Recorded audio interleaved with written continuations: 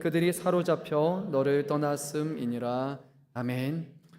오늘도 하나님을 예배하기 위해서 귀한 발걸음하신 우리 모든 성도 여러분께 하나님이 다시 한번 우리에게 하시는 말씀을 통해서 하나님의 사랑을 깨닫고 또 하나님의 음성을 듣고 우리가 하나님의 자녀로 더욱더 굳건히 세워지는 시간이 되기를 간절히 소망합니다. 아무 조건 없는, 아무 의미 없는 그냥 은혜라는 말이 아니라 하나님의 자녀에게 주시는 그 은혜가 우리 안에 꼭 있어야 됩니다. 저 오늘 한 해를 마무리하는 우리 12월을 맞이했는데 오늘 말씀을 한번 생각해 보면서 우리의 삶이 예수 그리스도 안에서 또 하나님과의 관계 속에서 성령님과의 동행함 가운데 우리가 이루어진 또 살아낸 한 해인지 아닌지를 다시 한번 말씀을 통해 점검해 보고요. 우리 하나님이 우리를 사랑하셔서 늘 하시는 말씀이 있잖아요. 회개하고 돌이키라라는 그 말씀을 기억하면서 우리가 하나님 기뻐하신 길에서 혹시 벗어나 있다면 그곳이 생명의 길이 아니라 주님은 사망의 길이고 멸망의 길이라 말씀하셨으니 그 길에서 그 자리를 떠나서 다시 한번 하나님과 동행하는 생명의 길, 영광의 길, 영생의 길로 나아가는 저와 여러분 되시기를 간절히 소망합니다. 12월에는 뭐가 참 많은 것 같습니다. 저희 오늘 오후 예배 시간에도 영화 상영 킹 오브 킹 상영이 또 있고요. 또 24일에 성탄 전야제가 있고 25일 오전에는 성탄절 음악회가 또 있고요. 지난 13일에는 저희가 장애인과 함께하는 성탄 음악회를 금천구 금나래 홀에서 또 저희가 가졌습니다. 12월 한 달 동안 너무 저희가 바쁜 시간을 보내고 있는 것 같아요. 여러분들도 교회 행사 말고도 이제 송년회다 뭐 여러 가지 모임이다 이런 걸로 바쁠 거라고 생각이 듭니다. 또 학업 하시는 분들은 또 시험도 보셨을 거고 또 직장, 사업 이런 부분에서 이제 한 해가 되면 마무리해야 되는 그런 시기니까 우리가 분주할 수 있는데요. 그래도 우리가 놓치지 말았으면 좋겠어요. 우리를 사랑하셔서 우리에게 독생자를 보내주신 그 하나님의 은혜를 기억하고 하나님 앞에 감사하는 그런 한 해를 잘 마무리했으면 좋겠습니다. 이런 성탄의 분주함 속에서 오늘 성경은 우리에게 아주 중요한 말씀을 하시는데요. 바로 이 미가서 말씀을 통해서 우리에게 세 번을 거쳐서 말씀하십니다. 들으라, 들으라, 들으라입니다. 여러분 미가서 말씀이 아마 익숙하지 않으신 분들도 계실 겁니다. 미가서는 뭐 이사야서 또는 예레미야서 또 에스겔서와 같이 그렇게 많은 분량을 차지하는 말씀이 아니다 보니까 또는 말라기와 같이 그 위치와 배열이 가장 마지막에 있어서 익숙한 그런 말씀이 아니어서 미가서가 과연 어떤 말씀일까 그런 생각을 하시는 분이 계실 겁니다. 하지만 미가서가 특별히 12월을 맞이하는 우리에게 기억해야 할 이유 중에 하나는 미가서 5장 2절 말씀을 보면 우리 말씀 시작하면서 읽었던 말씀인데요. 바로 예수 그리스도를 이 땅에 보내심에 관해서 예언하고 있는 말씀이기 때문입니다. 뿐만 아니라 이 미가서는요, 그 당시에 이스라엘 남유다와 북이스라엘을 모두 포함하는 그런 하나님께서 주셨던 말씀이기 때문에 이 말씀은 하나님의 백성된 우리들에게도 아주 중요한 말씀입니다. 오늘 말씀을 보게 되면요, 이 미가서가 기록된 그 시기를 보게 되면 유다 왕 요담 그리고 아하스 그리고 히스기야 시대에 모레셋 사람 미가에게 임한 여호와의 말씀이라고 기록을 하고 있습니다. 아마 여러분이 기억나는 왕들 중에 하나일 것입니다. 특별히 히스기야라는 왕에 대해서는 여러분 많이 들어보셨을 것입니다. 그리고 히스기야 시대의 특징 중에 하나가 무엇인가 하니까 이 시기는 그래도 하나님 앞에 바로 서려고 했던 그런 시기로 알려져 있습니다. 산당들을 제거하고 그리고 나서 우상들을 철폐했던 이 시기인데 근데 오늘 우리가 말씀을 시작하면서 읽은 이 말씀을 보면 이 내용이 하나님의 은혜와 축복으로 가득 차 있는 복으로 가득 차 있는 것이 아니라 하나님께서 죄와 또 우리의 연약함에 대해서 고발하시는 내용이 있어요. 그래서 분명히 산당이 철폐되고 우상이 사라진 그 시기에 임한 말씀이라고 하기에는 조금 이해가 안 되는 그런 말씀일 수도 있습니다. 그래서 우리가 오늘 이 말씀을 조금 귀담아 들으면서 과연 이 말씀을 통해서 우리에게 무엇을 하나님이 전하고자 하시는가, 그리고 이미 2000년이 넘은 그 과거의 말씀인 이 말씀이 오늘 우리에게 어떤 의미가 있는지를 한번 곰곰이 생각해 보면서 오늘 말씀에 귀를 기울였으면 좋겠습니다. 미가서는 미가라는 사람을 통해서 하나님이 주시는 말씀입니다. 그리고 이 미가를 오늘 말씀을 보니까 모레셋 사람 미가라고 그렇게 소개하고 있습니다. 일반적으로 우리가 선지서 말씀을 보게 되면 그 선지자의 이름이 거론되는데 누구의 아들, 누구의 후손이다라고 그렇게 거론이 됩니다. 근데 오늘 미가라는 사람 앞에 있는 모레셋은 사람의 이름이 아니라 지명의 이름입니다. 보통 이름에 지명이 함께 붙는 경우에는 그 인물이 그 특정 지역의 공동체와 아주 깊은 연관성이 갖고 있음을 시사합니다. 그래서 이 미가라는 사람은 선지자인데 떠돌이 예언했던 그런 사람이 아니라 이 모레셋에서 자라고 그곳에서 살았던 그런 선지자입니다. 그리고 모레셋이라는 곳 자체가 남유다에 위치한 장소이기 때문에 남왕국 유다의 현실을 몸으로 알고 있었던 그런 인물이라는 것을 우리가 알 수 있습니다. 그럼 모레셋은 어딘가 좀 익숙하지 않을 수 있는데요. 가장 우리가 이해할 수 있는 것은 예루살렘에서 남서쪽 약 32km 떨어진 곳입니다. 근데 이 모레셋에 대해서 오늘 말씀을 쭉 보다 보면 또 다른 지명이 그 앞에 같이 오게 되는데 바로 블레셋의 도시 가드의 근처이기 때문에 가드라는 표현이 거기 오게 됩니다. 그러니까 모레셋은 이스라엘을 대표하는 그런 유명한 도시는 아니었어요. 오히려 가드라는 이름을 앞세울 만큼 사람들에게 잘 알려지지 않은 그런 곳입니다. 그럼에도 불구하고 하나님은 이 작은 땅에서 이 모레셋이라는 그곳에 하나님의 선지자를 통해서 하나님의 말씀을 전해 주십니다. 네, 우리 한번 1절 말씀을 같이 읽어보겠습니다. 유다의 왕 요담과 아하스와 히스기야 시대에 모레셋 사람 미가에게 임한 여호와의 말씀 곧 사마리아와 예루살렘에 관한 묵시라. 아멘. 오늘 우리가 읽었던 1절 말씀을 보면 이 예언의 말씀이 선지자의 말씀이 어디를 대상으로 하고 있습니까? 두 곳이죠. 그렇죠? 남왕국 유다뿐만이 아니라 북왕국 이스라엘까지도 포함하고 있습니다. 북왕국의 수도가 바로 사마리아이고 그리고 남왕국의 수도가 예루살렘인데 오늘 말씀은 사마리아 그리고 예루살렘 두 곳에게 하나님이 주시는 말씀이고요. 이것은 상당히 이례적입니다.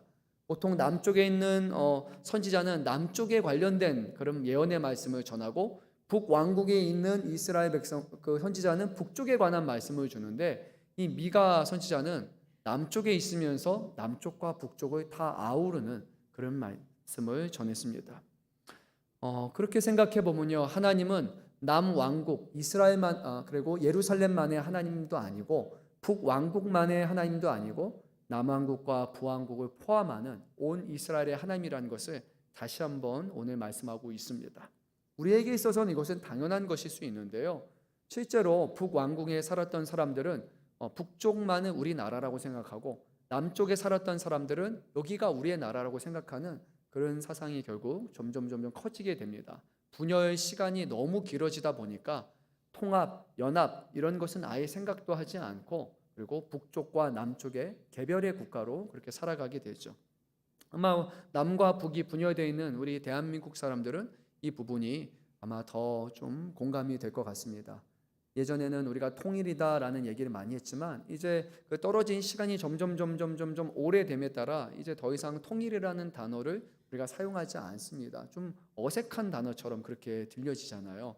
예전에는 이산 가족 만나는 것 이런 것들이 TV로 보도되고 그랬지만 이제는 그런 얘기조차 들리지 않고 북쪽은 북쪽, 남쪽은 남쪽, 우리는 개별의 국가라는 것이 더 익숙해지며 살아가는 것처럼요. 이스라엘도 바로 이런 상황으로 되었음을 봅니다. 그러면 미가서 전체를 관통하는 핵심 주제는 과연 무엇일까요? 아까 제가 말씀을 전하면서 전했는데요. 미가서는 총 7장으로 되어 있는데 그 중에 1장 그리고 3장 6장 말씀을 보게 되면 1장은 2절이고 3장은 1절 6장 1절 세 번에 걸쳐서 들으라 들으라 들으라 라는 이 세 번의 말씀을 중심으로 이루어지게 됩니다.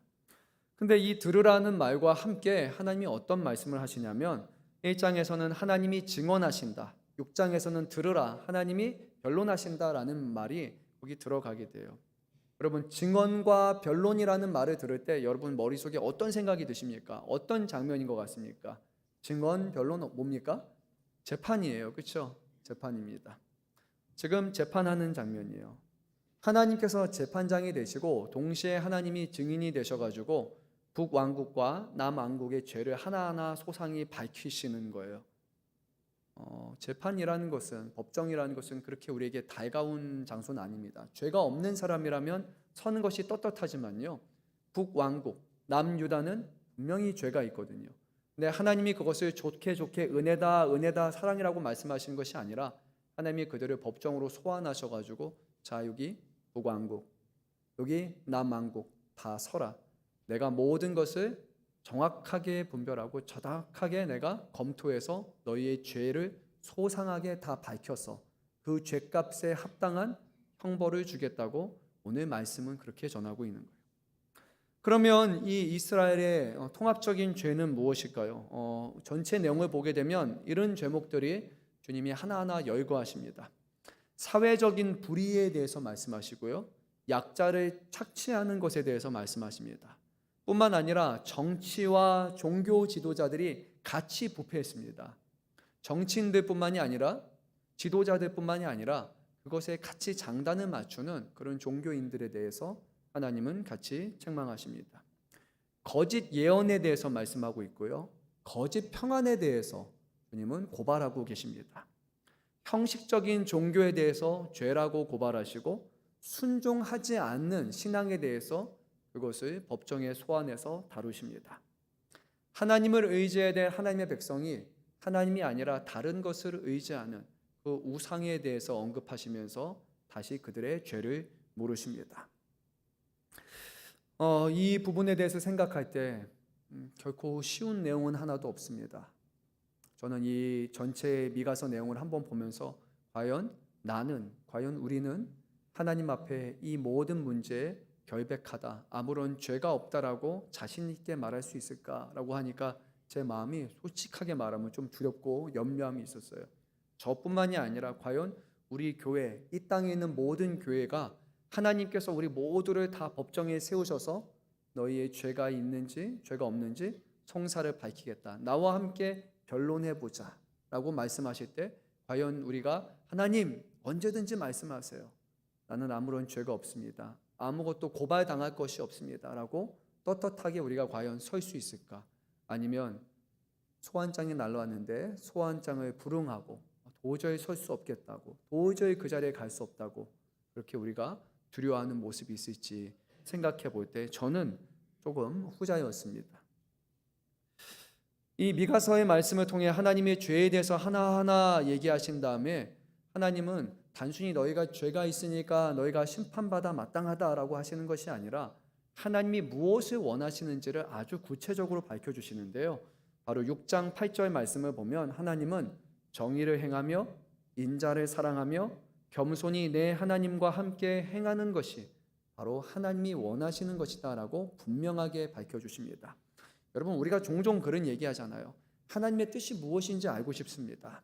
하나님 뜻이 무엇입니까? 라고 얘기하는데 성경은요, 하나님의 뜻이 무엇이라고 아주 명확하게 말씀해요. 근데 문제는 뭐냐면 우리가 그 뜻이 우리에게 달갑지 않게 느껴지는 거예요. 하나님은 이것이 내 뜻이다. 근데 우리는 하나님 그거 말고요, 다른 뜻이 없을까요? 우리에게 좀 더 이로운 뜻이 없을까요? 우리가 그렇게 생각하기 때문이에요. 하지만 하나님은 아주 분명하게 말씀하셨습니다. 정의를 행하라. 인자, 여기서 말하는 인자는 예수님이 아니라 인자는 사람의 아들, 사람을 사랑하는 것이다 라고 얘기합니다. 뿐만 아니라 하나님 앞에 겸손해야 되고 하나님과 함께 행해야 된다. 즉 하나님의 말씀을 따라 살아야 된다. 이것이 내가 원하는 것이다 라고 하나님은 아주 분명하게 말씀합니다. 우리가 원하는 것이 아니라, 우리가 원하는 하나님이 아니라, 우리가 원하는 신앙생활이 아니라, 우리가 생각하는 예배가 아니라 하나님은 이것이야말로 너희가 나를 예배하는 것이고 나를 섬기는 것이고 이것이 내 백성이 마땅히 해야 하는 것이다 라고 아주 분명하게 말씀하셨습니다. 사랑하는 성도 여러분, 앞서 말씀드린 것처럼 오늘 하나님이 우리를 이 죄목에 대해서 또한 하나님이 원하시는 것에 대해서 말씀하시면서 우리를 법정에 세우신다면 과연 오늘 우리는 무엇이라고 말하겠습니까? 예수님이 우리의 모든 죄를 사하여 주셨으니까 우리는 아무 죄가 없습니다 라고 그렇게 여러분 얘기하겠습니까? 아니면 이 죄목에 대해서 과연 우리는 뭐라고 답할 수 있겠습니까? 오늘 저는 여러분에게 거짓 평안을 전하지 않으려고 합니다. 왜냐하면 거짓 평안이 바로 선지자들이 하나님 앞에 책망을 받았던 그 이유이기 때문입니다. 그런데 그뿐만이 아니라 거짓 평안은 우리의 영혼을 마취시키는 아주 위험한 위로이기 때문에 여러분에게 거짓 평안을 전해주고 싶지는 않습니다. 설교자이기 때문에 말을 하는 사람이기에 저는 언제든지 거짓된 말로 여러분에게 평안을 얘기할 수 있을 겁니다. 어쩌면 우리 모두가 듣고 싶어하는 것이 그런 평안일 수도 있습니다. 걱정하지 마세요. 두려워하지 마세요. 하나님이 우리를 무한히 사랑하십니다. 하나님이 우리의 죄를 묻지 않으십니다. 우리가 아무리 잘못 지어도 우리의 죄로 예수님이 십자가에 못 박혀 죽었지만 다 해결됐기 때문에 우리는 어떤 방식으로 죄를 따라 살아도 아무런 문제가 되지 않고, 또 우리가 말씀대로 쫓아 살아가지 못한다 할지라도 여전히 하나님은 우리를 사랑하시기 때문에 괜찮습니다. 하나님의 뜻이 이것이라 할지라도 하나님은 사랑이 너무 크시기 때문에 그 뜻대로 전혀 살지 않고 여전히 죄 가운데 살아도 하나님은 다 용납하시고 다 받아주시고 하나님은 그런 신분입니다라고 우리가 얘기한다면 마음에 평안은 있을 수 있을 거예요.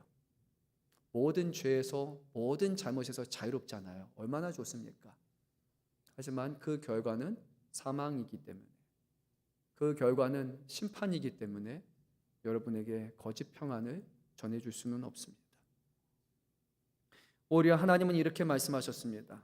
스스로 죄 없다고 말하는 사람이 아니라 자신의 죄를 인정하고 돌이키는 자를 사랑으로 품으시겠다고 말씀합니다. 우리 믿는 사람들은요, 죄가 없는 사람이 아닙니다. 우리 믿는 사람들은 죄가 많지만 죄를 용서를 구하고 하나님 앞에 회개하여서 그 말씀으로 살려고 하는 사람들이 바로 하나님을 믿는 사람들입니다. 하지만 제 마음에요, 오늘 우리 교회가 아니라 이 대한민국에 세워진 교회와 온 세상에 있는 교회를 바라볼 때 과연 우리가 죄를 죄로 여기고 있는가? 우리가 죄에 대해서 마음 아파하고 있으며 그 죄에서 용서를 구하고 돌이켜서 하나님의 기뻐하시는 뜻 가운데 살려고 노력하고 있는가를 생각할 때 개인적으로 마음이 좀 불편해지기도 합니다. 지난주에 제가 영화를 하나 봤습니다. 넷플릭스에 나오는 영화였는데 그 내용의 어떤 탐정 수사물인데 거기에 신부님이 나오세요. 이제 목사인 저는 이렇게 천주교나 신부님에 대해서 얘기하는 거를 막 그렇게 기쁘게 보지는 못하는데 제가 그 영화를 탁 마치면서 회개했어요. 거기에 뭐 스포일러가 될까봐 두 종류의 신부가 나오게 되는데 한 분의 신부는 아주 카리스마가 넘쳐요. 근데 결국에 그 신부는 아주 잘못된 신부라는 것이 드러나요. 또 다른 신부님이 있는데 이 신부님은 너무나 겸손하시고 예수님의 사랑을 전하는 신부님인 거예요. 그리고 제가 그거 내용을 쭉 보면서 정말로 천주교에 이런 신부님이 있다면 천주교에 하나님이 기뻐하시겠구나라는 생각이 들 만큼 거기에 나오는 그 신부님은 아주 이상적인 그런 신부님으로 비춰졌기 때문에 개인적으로 저는 그 신부님 모습 보면서 내가 더 죄가 많다라고 하나님 앞에 회개하는 그런 시간을 보냈어요. 물론 현실이 어떨지는 우리가 정확하게 알지 못하지만요, 그 내용을 봤을 때는 정말로 제 마음에 정죄함이 있었고 함부로 생각했구나라는 그런 회개가 제 안에 나타나게 됐어요. 또 한편으로는 저는 신학적으로 너무나 잘 압니다. 우리가 고해성사라고 하는 것이 결국 신학적으로 옳지 않다라는 것은 알아요. 왜냐하면 죄를 용서해 주실 수 있는 분은 바로 예수 그리스도 한 분뿐이 없다라는 것을 명확하게 알기 때문입니다. 그런데 거기서 하는 고해성사의 내용을 보면서 이런 얘기를 해요. 제가 고해성사를 한 지 한 주가 되었습니다. 며칠 동안 제가 죄를 고백하지 않았습니다. 이 얘기를 할 때 저에게 들었던 생각이 뭐냐면 우리는 너무 큰 은혜를 받았는데도 불구하고 도리어 우리의 죄에 대해서 하나하나 하나님 앞에 고백하지 못하고 하나님 앞에 우리가 죄인이라는 것을 인정하지 않고 그 부끄럽고 수치스러운 죄를 생각하는 것이 아니라 그냥 하나님이 다 용서해 주시고 모든 것이 은혜라는 그런 이름하에 죄를 하나하나 생각하지 않는 우리의 교만이 있겠구나라는 생각을 했습니다.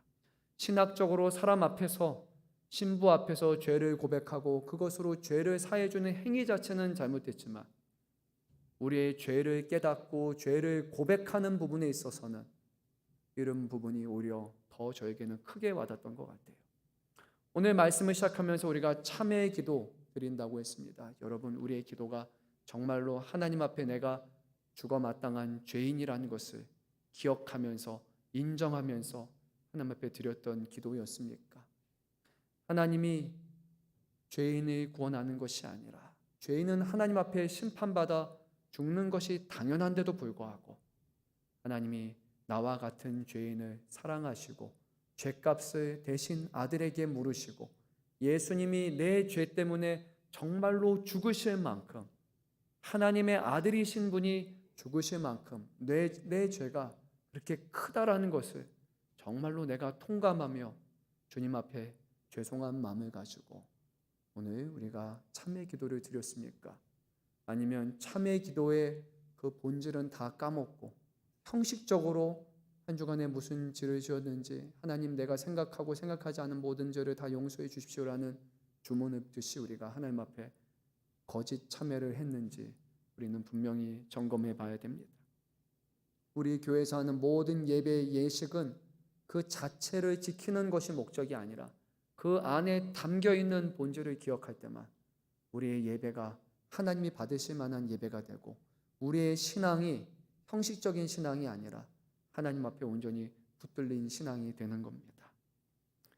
하나님이 우리를 사랑하셔서 아들을 보내주셨고 누구든지 예수 믿고 누구든지 내 죄로 인해 죽어야 되지만 하나님의 아들이 대신 죽으셨고 그분이 내 죄를 속량하셨고 그분이 나의 핏값으로 사신 주인이시고 구세주이시라는 것을 믿는 그 믿음 위에서 주님은 우리의 모든 죄를 사하시고 묻지 아니하시고 우리를 구원하신다라는 것을 여러분 반드시 기억하시기를 바랍니다. 우리 5절 말씀을 한 목소리로 읽도록 하겠습니다. 이는 다 야곱의 허물로 말미암음이요 이스라엘의 족속의 죄로 말미암음이라.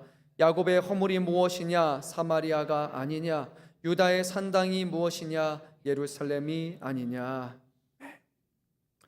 오늘 읽은 이 말씀이 무엇을 뜻하는 것일까요? 우리가 아는 것처럼 사마리아는 북왕국의 수도입니다. 그리고 예루살렘은 남왕국의 수도입니다. 지금 하나님께서 야곱의 허물, 그 죄, 이스라엘의 죄에 대해서 언급하실 때 다른 동네를 언급하신 것이 아니라 바로 북왕국의 수도, 남왕국의 수도를 지금 언급하고 있습니다. 그런데 저는 북왕국 사마리아는 그렇다 치고요, 예루살렘이라는 단어를 보면서 저희가 너무 큰 괴로움에 빠지게 됐어요. 여러분 잘 보시기 바랍니다. 다시 한번 제가 말씀드릴게요. 자, 남유다의 삶을 보게 되면, 그들의 신앙을 보게 되면 끊임없이 남유다를 괴롭혔던 문제가 크게는 두 개, 그리고 하나로 말하면 그리고 좁히면 하나예요. 뭐냐면 바로 산당이에요. 산당과 산당에서 벌어지는 제사와 우상 숭배입니다. 여러분 기억나시죠? 분명히 하나님은 하나님의 성소 예루살렘 한 곳에서 하나님을 예배하러 가셨지만 이스라엘 백성은 거기가 아니라 좀 높은 장소가 있으면, 산이라는 곳은 신을 가까이 할 수 있는 곳이라고 생각해서 산당을 여러 개 만들면서 거기서 예배를 합니다. 근데 그 예배가 하나님을 향한 예배라면 괜찮습니다. 근데 문제는 이 예배는 하나님을 향한 예배가 아니라 사람을 만족시키는 예배가 되게 돼요. 산당에서 드려졌던 그 모든 예배는요, 우상을 섬기는 것인데 그 본질은 뭐냐? 하나님을 기쁘시게 하고 하나님의 말씀을 듣는 것이 아니라 자신의 어떤 종교적인 피로나 자신의 어떤 영적인 충족감을 해결하기 위한 그런 장소로 바로 이 산당이 변제된다는 거예요. 우리 사람들에게는 영혼이 있잖아요. 그래서 우리는 영적으로 충족감을 가져야 되거든요. 영적으로 어떤 필요가 채워져야 되는데 이것은 하나님으로부터 채우려는 것이 아니라 우상이거나 어떤 종교적인 열심과 행위를 통해서 자신의 어떤 영혼의 충족감을 채우려고 하는 것이 바로 산당 제사에서 이루어졌던 거예요. 하나님이 아닌 다른 것을 신뢰하는 것, 그것이 바로 우상을 섬기는 산당 제사였어요. 근데 하나님을 섬기지 않는 우상을 섬기는 그런 신앙의 특징은 뭐냐면 나의 주가 되시고 나의 구원자가 되시고 나를 사랑하시는 하나님을 높이는 것이 아니라 그 하나님의 말씀을 듣고 그분의 기뻐하시는 뜻을 쫓아가겠다고 내가 하나님의 백성이라고 고백하는 것이 아니라 하나님의 명령 뜻대로 순종하겠다라는 그런 고백이 아니라 내가 주인이 되는 거예요. 목적은 나예요. 이게 산당 제사 또는 우상을 섬기는 제사의 특징이에요. 나를 기쁘게 하는가? 내 마음에 충족감을 느끼게 하는가? 이게 바로 우상을 섬기는 예배의 본질이라는 겁니다. 우상 앞에 제물을 바치고 간절히 엎드려 기도하면 마음이 뭔가가 충족이 돼요. 내가 이렇게 했고 내가 물질까지 바치고 내가 간절하게 기도했으니까 모든 문제가 다 해결될 것 같은, 모든 것이 다 잘 될 것 같은 그런 마음으로 내 마음이 막 고무감이 되기 시작해요. 고무가 되기 시작해요. 또 내가 우상을 열심히 섬겼으니까 라는 그 말로 지금 내가 겪고 있는 삶의 어려움이나 어려운 처지나 그 모든 것에 대해서 다 정당성을 확보하려고 한단 말이에요. 또는 우상 앞에 엎드려 기도하는 시간 동안에는 우리가 몰입이 되다 보니까 다른 것이 생각나지 않고 평안함과 충족감을 누리게 돼요. 여러분, 이 말을 잘 분별하셨으면 좋겠어요. 이것이 하나님을 믿을 때 이런 비슷한 유사 현상이 일어나지 않는다는 것이 아니라 요게 핵심은 이런 감정과 이런 느낌과 이런 충족감이라는 거예요. 예배는 내가 기쁜 것이 아니에요. 예배는 하나님을 기쁘시게 하는 거예요. 찬양은 내 마음에 기쁨이 올라오게 하는 게 아니라 본질은 하나님을 높이는 거예요. 설령 내 마음이 기쁘지 않다 할지라도, 설령 내가 기도하고 찬양하고 예배할 만한 상황이 아니라 할지라도, 오늘 하나님 앞에 예배 드렸는데 내 마음에 어마어마한 충족감이 없다 할지라도 우리의 예배는 하나님을 향하는 것이에요. 그런데 내가 생각을 하는 거예요. 예배를 열심히 찬양도 하고 드렸는데 뭔가 내 마음에 빈자리가 느껴지죠. 뭔가 은혜가 없는 것 같은데라고 우리는 생각을 해요. 내 마음에 어떤 영적인 충족감이 느껴지지 않으면 이거 뭐가 문제가 있다라고 생각해요. 우리의 감정, 우리의 기분, 우리의 느낌에 따라서 예배가 되고 예배가 아니게 되고, 이것이 은혜가 되고 은혜가 아니게 되는 그 기준이 하나님이 아니라 내 자신에 있게 된다면 여러분, 우리는 우상을 섬기고 있는 진행 중이라는 거예요. 더 큰 문제는 뭐냐면요, 결국 그것은 진리를 외면하게 만듭니다. 하나님의 말씀이 진리인가가 중요한 것이 아니라 그 말씀을 들었을 때 내 마음에 어떤 기쁨이 있는가가 더 중요하게 되는 거예요. 그 마음이 나에게 얼마나 공감을 불러일으키느냐가 더 중요하게 되는 것이고, 그 마음을 들을 때 내가 얼마나 평안함과 충족감을 느끼느냐가 중요한 거지, 하나님의 말씀과 하나님의 뜻이 나에게 중요하지 여겨지지 않게 되는 거예요. 계속 우리의 마음은요, 그런 쪽으로 각성되고 그쪽을 갈망하게 되고 그쪽으로 충족감을 채워질 때 비로소 나는 오늘 예배 드렸고 오늘 하나님이 기뻐 받으시겠구나 라고 우리가 거짓 평안과 거짓된 방식으로 예배하게 되는 거예요. 진리를 외면하게 되고 분별을 흐리게 하고, 그리고 여러분 어떤 일이 일어나는지 아세요? 우리의 영혼은 더 깊은 묶임과 더 깊은 공허감으로 가득 채워지는 거예요. 뭔가가 느껴지면 예배의 감동과 예배의 은혜. 근데 여러분, 그게 느껴지지 않는 순간 예배가 아닌 게 되는 거예요. 우리의 감정을 너무 믿지 않았으면 좋겠어요. 우리의 기분을 너무 신뢰하지 않았으면 좋겠어요. 예배는 기분이 아닙니다. 예배는 느낌이 아닙니다. 예배는 감정 해소하는 것이 아닙니다. 예배는 하나님을 하나님으로 인정하는 것입니다. 욥의 고백이 기억나십니까? 주신 이도 여호와시고 거두신 이도 여호와십니다. 욥이 정말로 기뻐서 그런 고백을 했을까요? 자식들이 다 죽었는데 하나님, 내 자식 거두어가서 감사합니다, 그런 마음으로 그런 고백했을까요? 동방의 거부였는데 완전 망했어요. 거지가 됐어요. 근데 마음속에 감사함이 나서 그렇게 했습니까? 만약에 그랬다면 정신 나간 사람이에요. 자식이 죽었는데 기뻐할 사람이 어디 있습니까? 집이 망하게 되었는데 기쁘고 감사한 사람이 어디 있습니까? 사람이라면 불가능해요. 제정신이라면 불가능해요. 근데 욥은 거기서 원망이 아니라 하나님께 영광을 돌려요. 그게 바로 예배입니다. 좋은 순간에 감사하는 것이 아니라 가장 괴롭고 가장 힘든 순간에서도 하나님을 하나님으로 인정하고 하나님이 찬양받기에 합당하신 분이라는 고백을 드리는 것이 바로 하나님을 예배하는 것이에요. 근데 여러분, 말씀을 더 이어서 보면요, 오늘 말씀이 충격적인 그 이유가 뭐냐? 미가 선지자가 활동하던 그 시대에는요, 특히나 히스기야 왕의 시대에 어떤 일이 일어나느냐? 히스기야 왕은요, 산당을 제거했어요. 우상을 찍어버렸어요.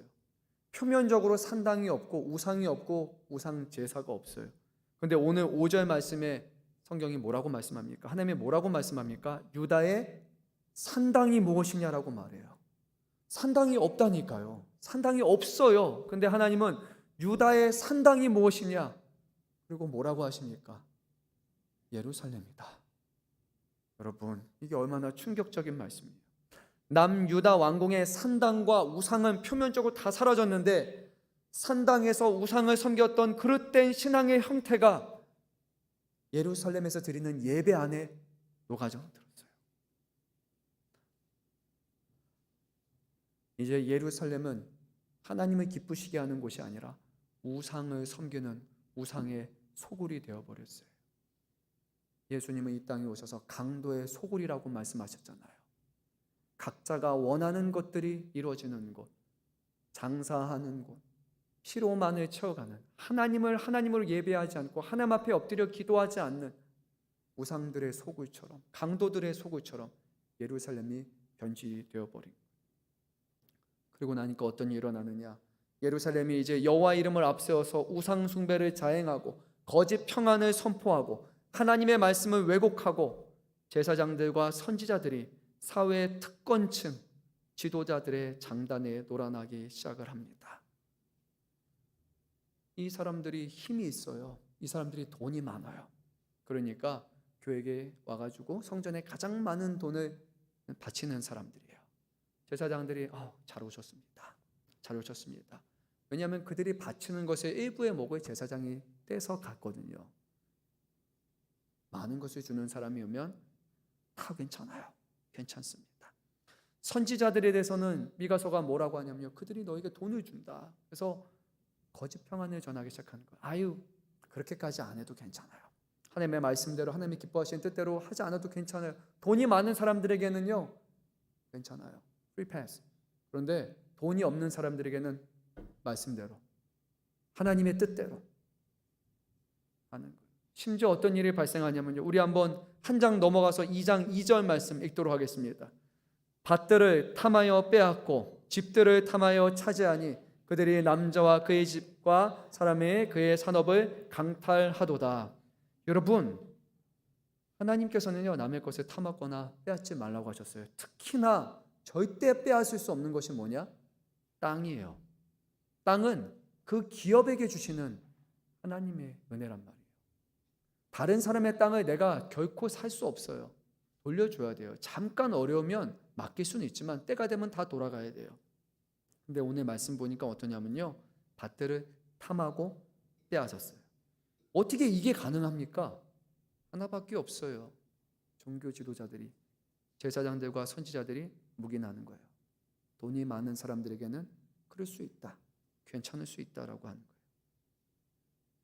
하나님은 아니라고 말씀하시는데 이 사람들은 괜찮다고 얘기하는 거예요. 땅을 빼앗긴 백성은 어떻게 됩니까? 자족할 수 없어요. 이제는 집도 빼앗기게 됩니다. 다른 누군가의 노예가 되어서 종살이를 하게 됩니다. 근데 그들만의 문제가 아니에요. 땅을 빼앗긴 가문은 대대로 종살이를 하며 노예처럼 살아갈 수밖에 없어요.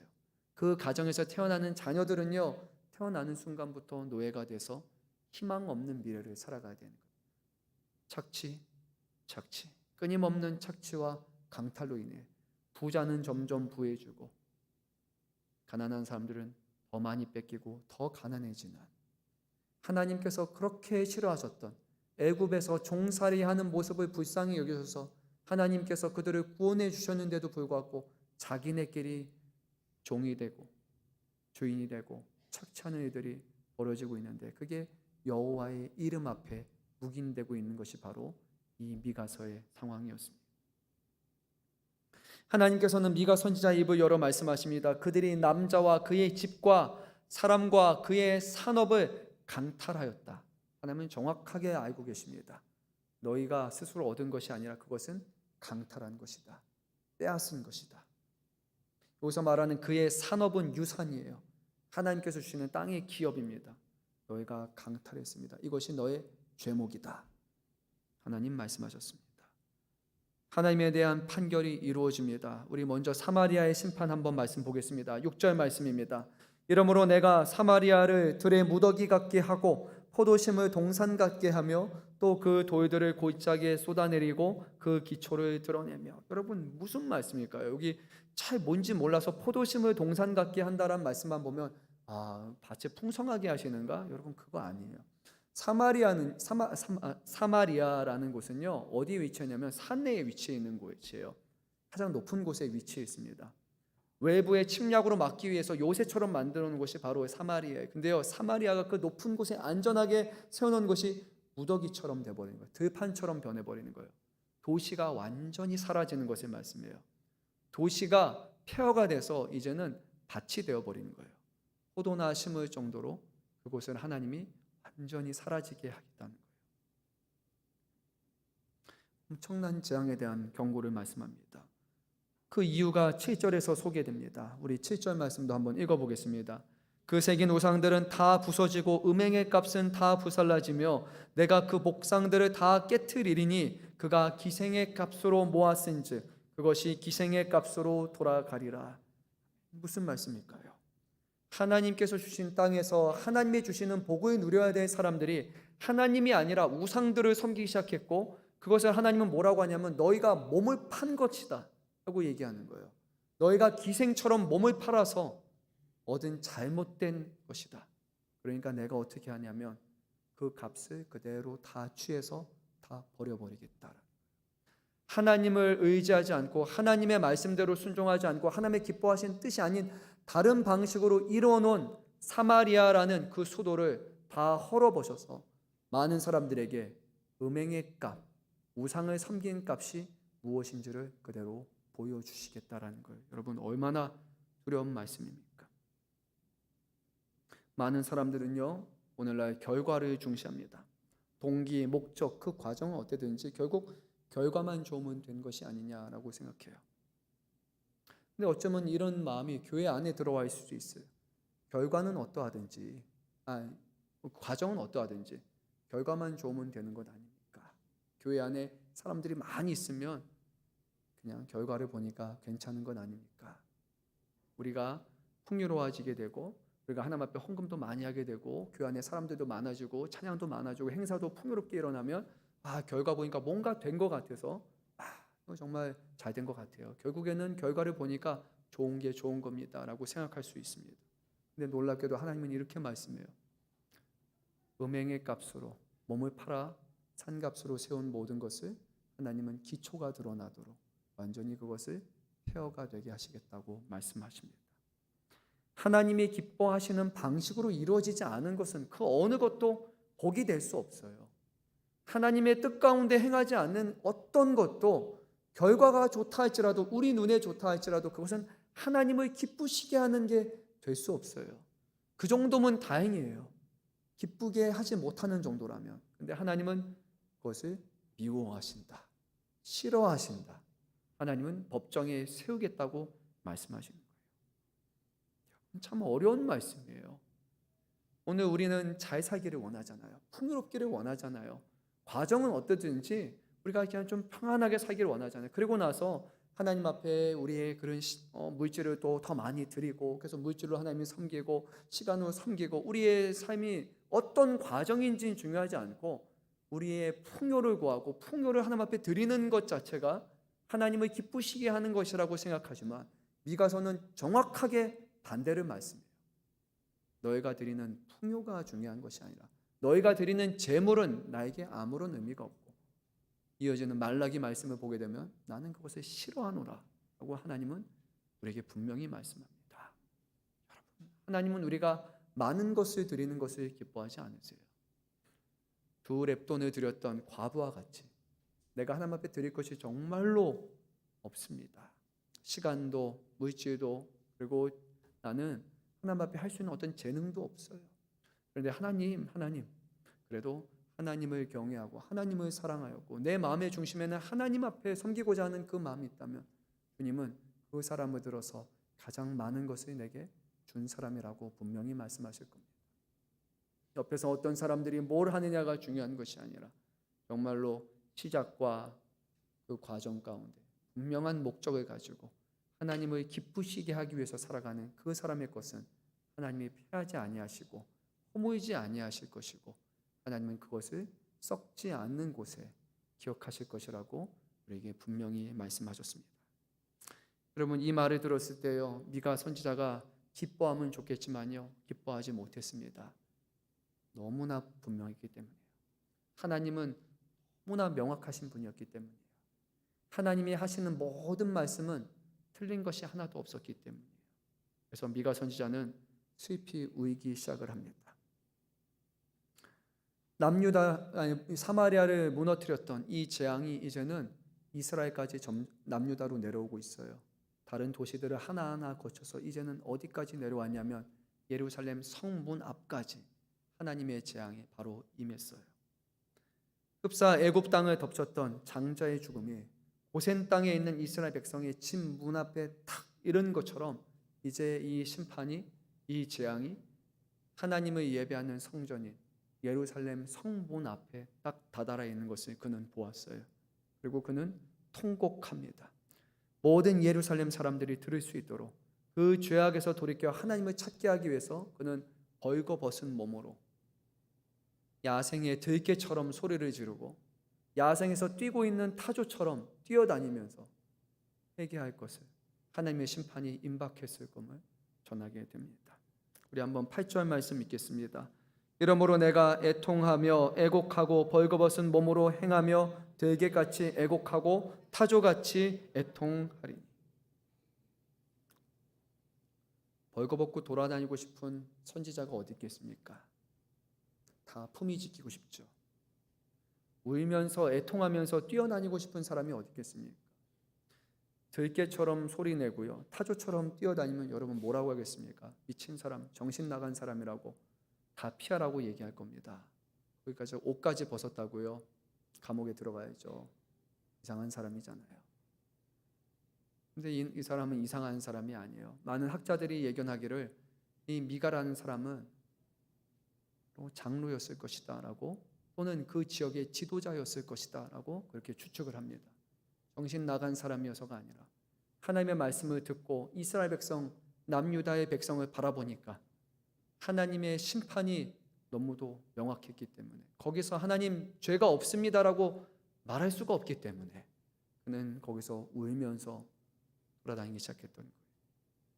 목 놓아 소리를 칩니다. 제발 하나님의 말씀에 귀를 기울이라고, 제발 멸망의 길에서 돌이키라고, 제발 사마리아처럼 되지 말라고 목을 놓아서 그는 외치게 됩니다. 아래에 있는 말씀을 보게 되면 지명이 하나하나 언급이 되잖아요. 제가 다 다룰 수는 없는데 이 지명이 뭐냐면요, 그 지역의 이름을 빌어서 그것을 말을 바꿔서 얘기하는 거예요. 그래서 제가 한번 생각해 봤어요. 뭐라고 하면 좋을까? 만약에 미국을 생각했을 때 로스앤젤레스라는 그런 동네가 있습니다. 그래서 엔젤레스는 이제 천사죠. 그래서 천사들의 도시라고 그렇게 말해요. 그런데 이건 좀 유치하긴 하지만 제가 말장난 해볼게요. 그게 천사들의 도시가 아니라 만약에 로스 앵그리, 우리 너무 아는 단어잖아요. 그렇죠? 뭐예요? 화난 거잖아요. 그렇죠? 그렇게 말을 바꾼다면 의미가 전혀 다르잖아요. 이곳이 천사들의 도시가 아니라 천사에 의해서 천사가 화를 내는 도시라고 만약에 바꾼다고 생각해 보세요. 오늘 말씀에 있는 이름이 정확하게 그렇게 사용하고 있습니다. 평안이 있을 곳에 평안이 없다라고 말하고 있고, 티끌 먼지를 말한 곳에 그 티끌이 너희가 될 것이다 라고 오늘 이어지는 모든 도시의 지명을 그대로 바꿔서 그들에게 저주처럼 얘기하고 있어요. 그 이유는 하나예요. 들으라는 거예요. 머릿속에 기억하라는 거예요. 이 심판과 멸망이 남의 일이 아니라 바로 우리의 것이라는 것을 그는 전하고자 했던 거예요. 사마리아의 죄가 예루살렘 문 앞에 이른 것처럼 이 땅에 오신 예수님 시대에도요, 바로 심판은 성전 앞에 와 있었습니다. 예수님은 그 성전을 보시면서 말했어요. 제자들이 이 성전 보세요. 너무 멋있잖아요. 이 돌들을 보세요. 예수님은요, 저주하듯 말씀하셨어요. 돌 위에 돌이 하나도 없게 할 것이다. 근데 예수님은 그렇게만 말씀하지 않았어요. 예루살렘 성전을 보면서요, 눈물 흘리며 우셨어요. 그곳에 하나님을 경외하고 섬겨야 될 사람들이 하나님을 욕되게 하고 있음을, 또 그들에게 임할 심판을 바라보며 주님은 눈물을 흘리셨습니다. 오늘 미가는 성문 앞을 향해 울었습니다. 하나님의 심판 때문이었습니다. 하지만 우리가 죄를 깨달은 자에게는 하나님께서 주시는 은혜, 곧 복음이 하나가 있습니다. 예수님은 그 성문에서 울기만 하시는 분이 아니라 그 성문을 지나서서 모든 사람들의 죄를 짊어지시고 십자가에 가셨습니다. 돌 하나도 남지 않게 무너질 그 심판을 예수님은 자기 몸에 가장 먼저 받으셨습니다. 그 누구보다 먼저 죄값으로 심판당하시고 죽으셨습니다. 우리를 살리기 위함입니다. 그 예수님은 승천하신 후에 요한계시록 3장 말씀을 보면 한 교회에게 사자를 보내 말씀하십니다. 내가 문 밖에 서서 두드리고 있다 라고 말씀하십니다. 누구든지 내 음성을 듣고 문을 열면 내가 그에게로 들어가 그와 더불어 먹고 그는 나와 더불어 먹으리라. 주님은 말씀하셨습니다. 사랑하는 성도 여러분, 하나님의 심판이 임한 그런 문이 돼서는 안 됩니다. 예수님께서 두들기시고 예수님께 열어주셔서 예수님과 함께 생명을 누리고 기쁨을 누리는 그런 반응을 우리가 해야 됩니다. 주님은요, 모르는 사람들에게 말씀하시면서 교회가 아닌 세상을 향해서 내가 문을 두드린다라고 하지 않았어요. 라오디게아 교회라고 말씀하셨습니다. 우리 주님은 교회의 문을 두들기고 계십니다. 내가 사랑하는 자를 책망하며 징계한다고 말씀하시며 내가 두들기는 소리를 듣고 문을 열라고 말씀하십니다. 사랑하는 성도 여러분, 우리의 마음이 예수님께 열려 있습니까? 그렇지 않다면 우리 앞에는 하나님의 심판이 놓여 있습니다. 누구든지 그 문을 여는 자에게는 구원과 자비와 은혜를 베풀어 주실 것이지만 끝까지 돌이키지 않는 자에게는 하나님은 마지막 때 법정으로 소환하셔서 죄값을 하나하나 다 물으실 것이라 우리에게 경고하십니다. 이 말씀은 두려운 말씀이며 또한 믿는 자에게는 복음, 은혜의 말씀입니다. 주님은 오늘 우리에게 물으십니다. 사랑하는 성도 여러분, 정말로 예수 믿는 믿음이 확실하십니까? 예수가 우리의 구세주이시고 예수가 우리의 주인이십니까? 그분의 말씀이 우리에게 있어서는 아주 분명하고 중요하고 반드시 따라야 될 말씀으로 우리에게 여겨지고 있습니까? 하나님이 기뻐하시는 뜻이 우리가 기뻐해야 할 이유가 되고 있습니까? 아니면 하나님을 믿는다고 예수님을 믿는다고 말하면서도 혹시 우리 안에 우상을 만들어 놓고 있지는 않습니까? 성경은 우리에게 말씀합니다. 귀 있는 자는 성령이 교회에게 하시는 말씀을 들을지어다. 아멘. 사랑하는 성도 여러분, 오늘 말씀이 우리의 귀만이 아니라 우리의 영혼에게 들려주시는 하나님의 말씀이 되기를 간절히 소망합니다. 오늘 말씀을 통해 다시 한번 2025년 한 해 우리의 모습을 점검해 보면서 하나님이 기뻐하시는 길이 아니라 동행하는 길이 아니라 다른 곳에 우리가 발을 두고 있다면 그곳에서 즉시 나와서 주님의 기뻐하시는 뜻 가운데 주님과 동행하는 하나님이 기뻐하시는 순종의 길로 걸어가시는 저와 여러분 되시기를 주님의 이름으로 축원합니다.